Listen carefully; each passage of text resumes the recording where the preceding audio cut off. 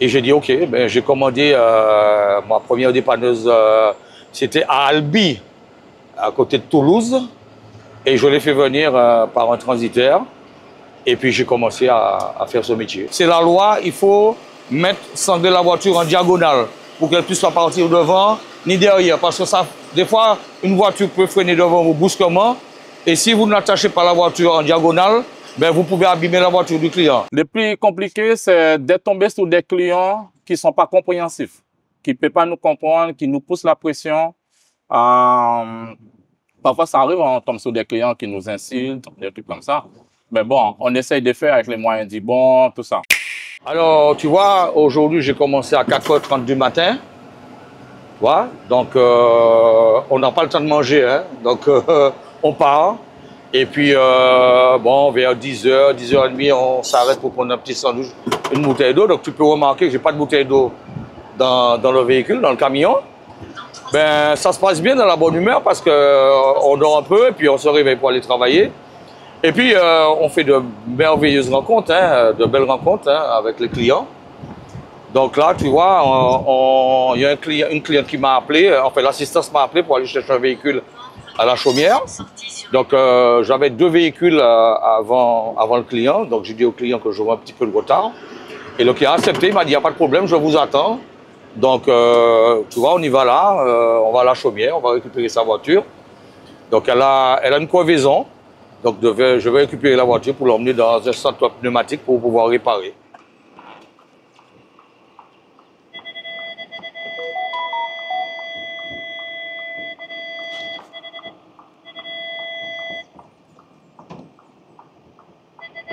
On va sangler la voiture en diagonale.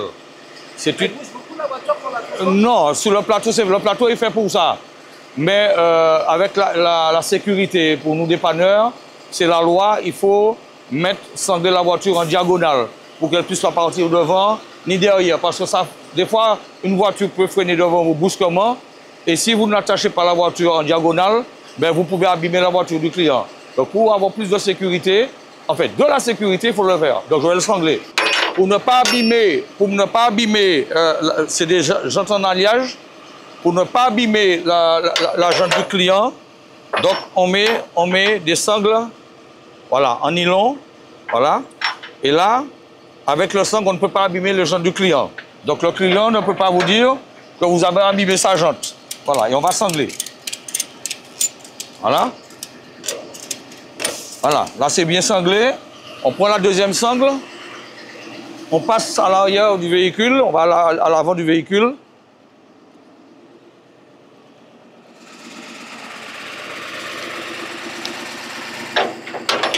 Voilà. Et même opération. Même opération.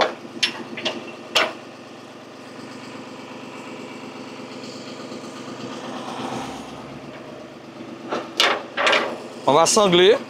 Donc, ça n'abîme pas la jante du client. On attache ici. Et voilà. Et on va...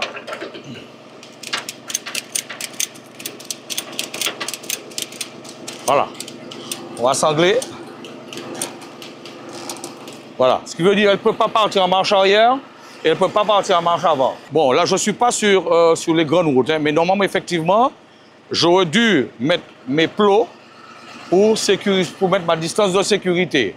Bon, comme on est dans un petit quartier, je ne l'ai pas fait, mais normalement, c'est obligatoire pour le dépanneur de sécuriser avec des plots. Vous avez dû voir que je n'ai pas mis mon gilet non plus, mon gilet jaune, mais je le mets sur les routes départementales et les routes nationales. Voilà. Mais comme c'est dans un petit quartier résidentiel, je ne l'ai pas mis. Mais normalement, c'est quand on est sur les grandes routes, on va en accident ou les voitures qui sont en panne sur route nationale, départementale, on doit le mettre, on doit se sécuriser. Là, c'est quoi la suite du programme avec la voiture? Oui, je vais déposer la voiture dans un centre pneumatique. On va la descendre, on l'attend. J'ai fait le client signer, le bon, comme quoi j'ai vérifié que voilà, la voiture est abîmée tel endroit, tel endroit, tel endroit. Le client reconnaît, il signe le document. Et comme ça, quand ça arrive au centre pneumatique, si ça a abîmé à un autre endroit, ben, ce n'est pas nous qui l'avons abîmé parce que nous avons signé le document. Alors, on est parti. On est parti.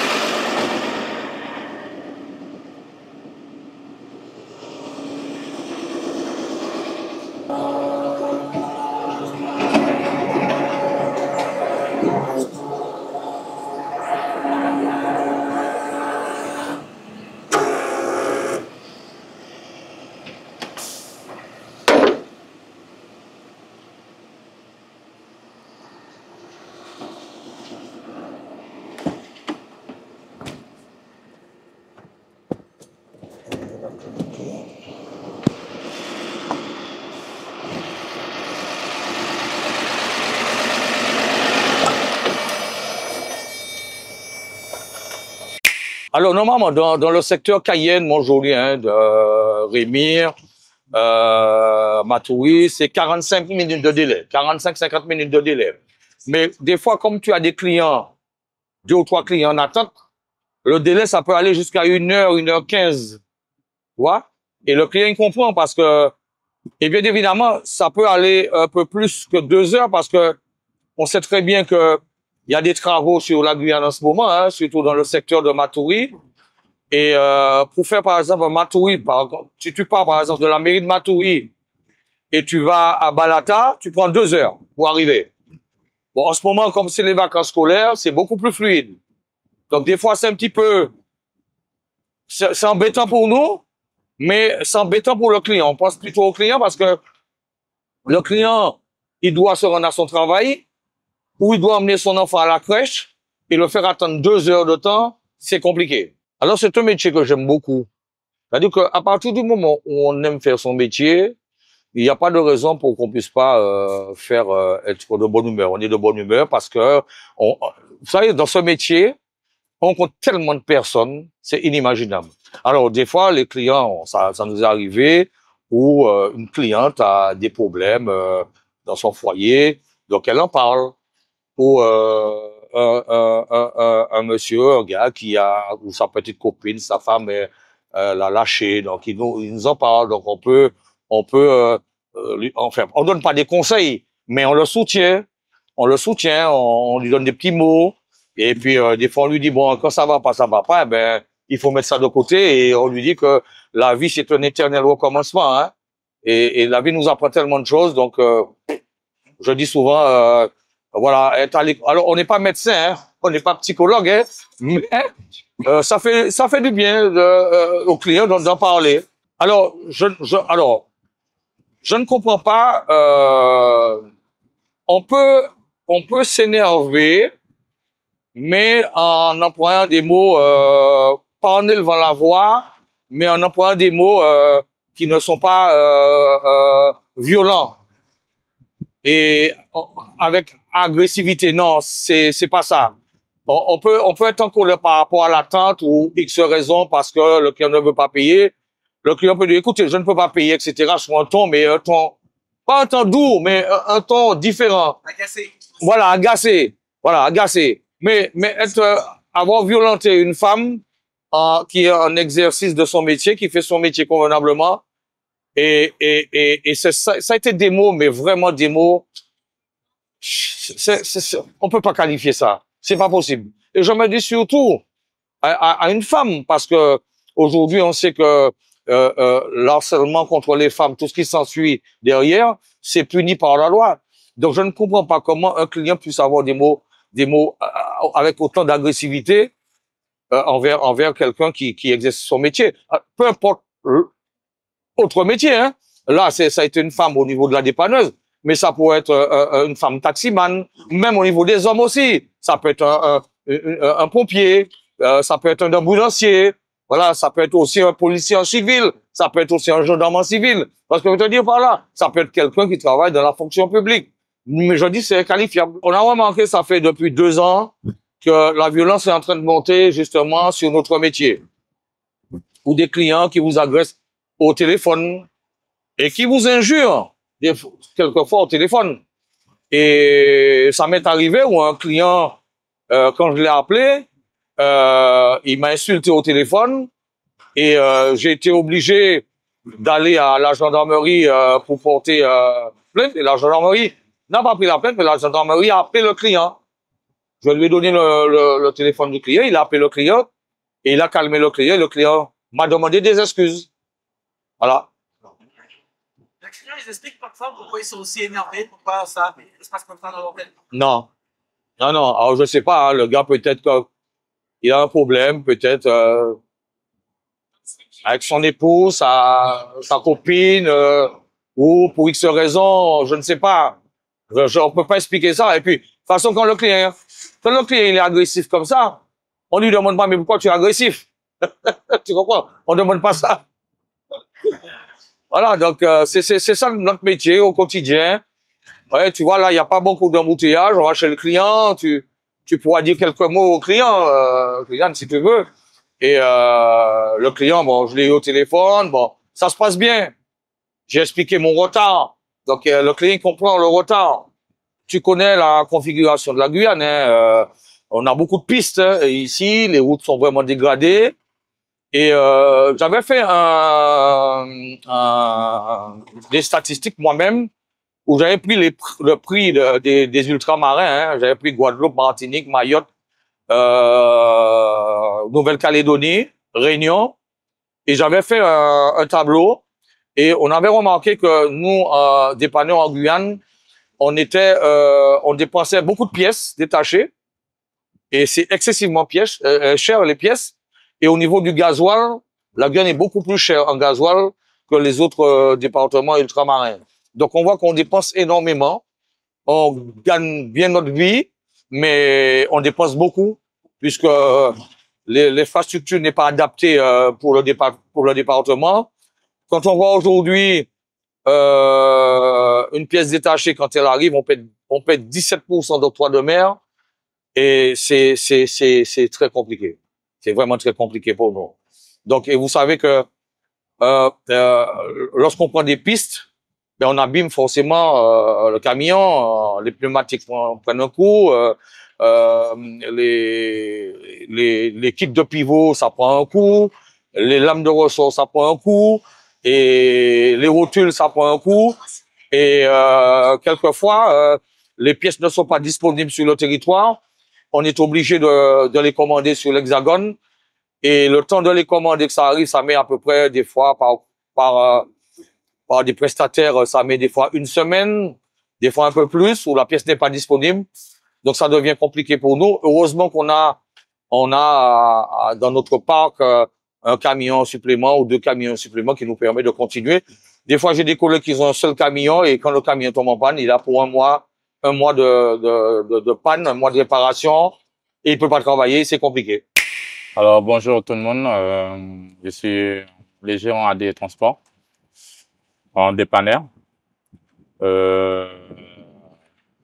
Voilà quoi, c'est juste pour une petite présentation. Bon, parfois on a pas mal de certaines difficultés sur la route avec des clients et tout ça. C'est un petit peu compliqué. Qu'est-ce qui t'a fait choisir ce métier-là, toi? Ah ben, ce métier, je l'ai choisi parce que je suis un mécanicien à la base.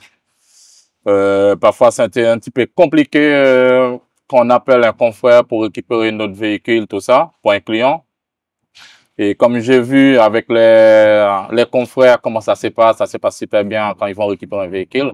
Je me suis dit, bon, pourquoi je ne me lance pas acheter une camion dépanneuse aussi. Le plus compliqué, c'est d'être tombé sur des clients qui ne sont pas compréhensifs, qui ne peuvent pas nous comprendre, qui nous poussent la pression.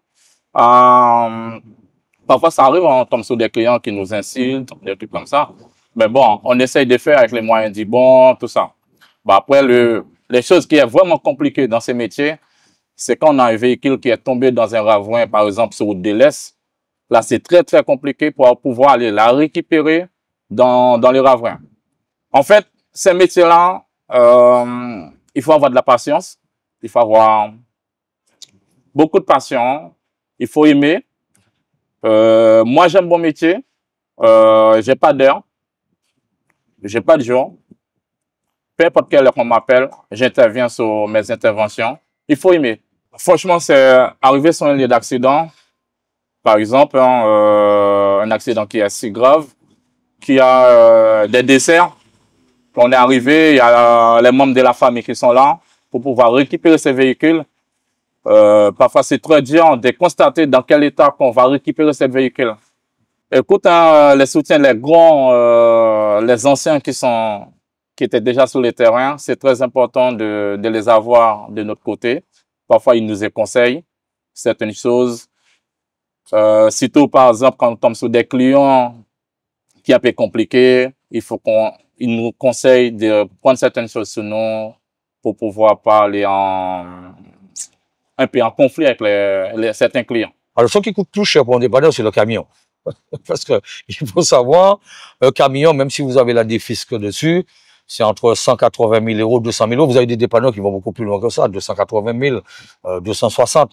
Après, vous pouvez trouver des petites dépanneuses comme les VL. Bon, je parle des VL, les VL, 93 000 euros, 80 000 euros, on peut trouver une dépanneuse à ce prix-là, mais les poids lourds, les PL, sont beaucoup plus chers.